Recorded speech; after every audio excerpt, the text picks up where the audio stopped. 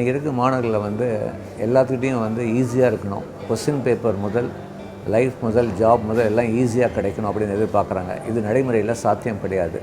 இதுக்கு ஒரு உண்மையான சம்பவமே சொல்லலாம். மைக்ரோசாஃப்ட் கம்பெனி வந்து அண்ணா யூனிவர்சிட்டிக்கு இன்டர்வியூ பண்ணும்போது இது நிகழ்வு நடந்தது.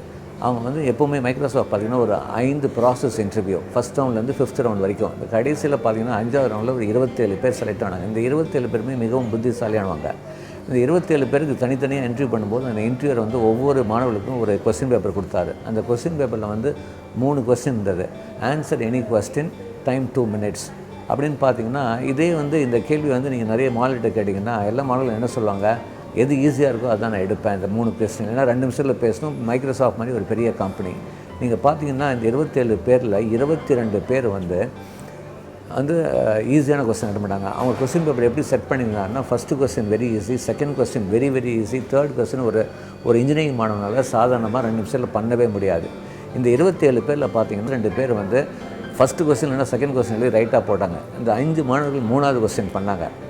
பட் அவங்க ரைட்டாக பண்ண முடியல. அந்த 5 பேருமே தப்பாக தான் போட்டாங்க.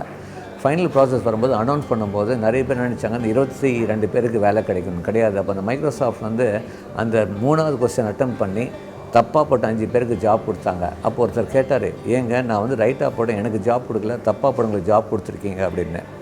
அப்போ இந்த மைக்ரோசாஃப்ட் HR மேனேஜர் சொல்கிறாரு, மைக்ரோசாஃப்ட் மாதிரி company doesn't want students who got attitude to take up something easy. We want people who can take up something challenging.